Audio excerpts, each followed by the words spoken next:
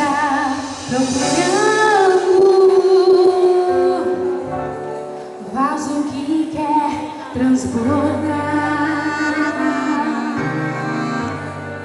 e já está derramando glória sobre este lugar.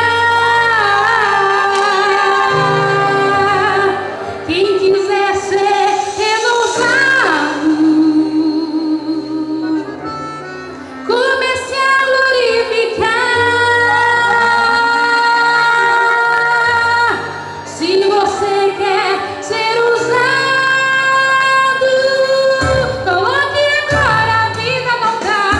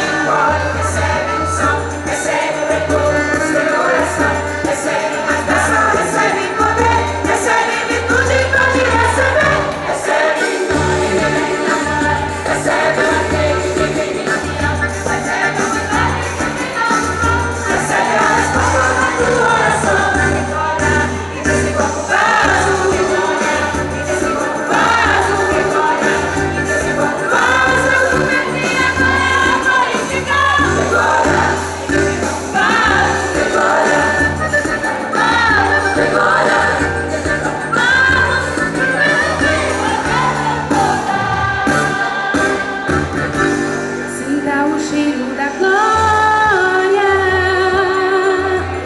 que invadiu este lugar. Ouça o barulho do